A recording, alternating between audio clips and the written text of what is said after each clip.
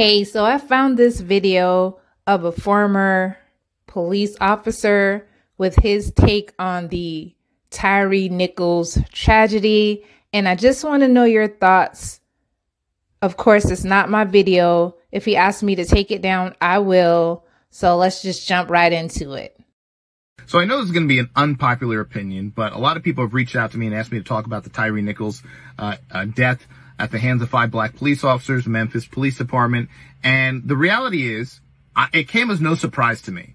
And there's an uncomfortable truth that most police officers are not speaking because they can't, whether they can't because they're on the job or because of the color of their skin. They're white or Hispanic or they're Asian. They can't say what the truth of the matter is. But in my nearly 15 years as a police officer, I did 13 years on the job and I did many years of training with officers after I left the job. And I got to tell you, in my time on the job and after, some of the worst treatment of people of color came at the hands of black officers. So when I heard about this incident, it came as absolutely no surprise to me, and it came as absolutely no surprise to many of the officers that I know that are some are on the job still and some are retired. Came as absolutely no surprise. Now, those of you who are civilians have no idea why, but I want you to comment below with your thinking as to why this is no surprise to officers across the country that I've spoken to. They just can't say it, like I said. I'm saying it here because I'm no longer on the job. There's no department that could try to fire me again. So this is the reality of it.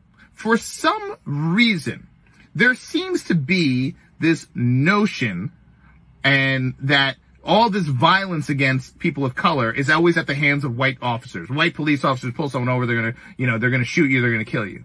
But the reality is, it's just simply not true, and the numbers prove that not to be true. But it goes a step further. Why are we hearing about this now? Why are we only hearing about this situation now? Because we know similar situations have occurred in the past.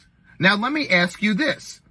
How many unarmed black men have been killed by black police officers over the last 3 years?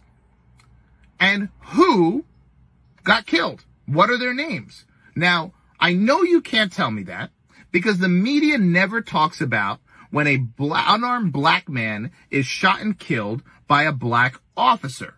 We never talk about it. It's never heard of. Only a white officer. And there was a reason for that, and you and I know why.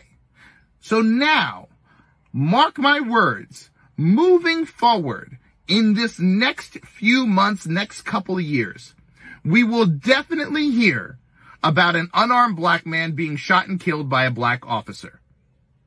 You know, those of you who are in the know why we're going to start hearing about that now. It's the same reason why they released this footage on a Friday afternoon. It's the same reason why this is now a national news story. Everyone who knows, knows. It's the reality of the world we are living in. But let me say this again.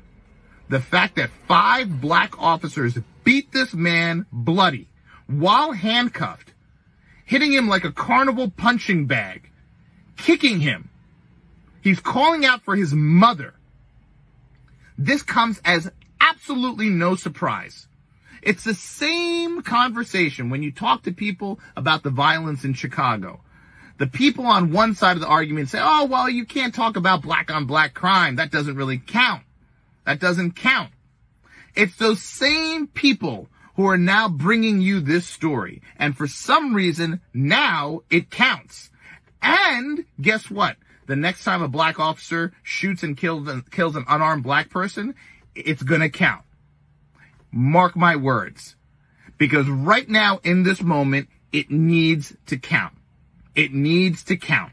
And that's why it will count. And in some time, it'll go back.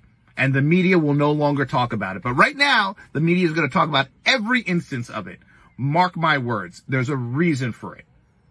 But the reality is, and I hate to say this, zero surprise that the worst beating and the worst incident of police brutality of our lifetime against a man of color came at the hands of 5 black police officers. comes as absolutely no surprise to me. Now, I will say this, and I've said this before. The majority of police officers, black, white, Hispanic, Asian, you name it, male, female, are good, honest, hardworking people, just like any profession.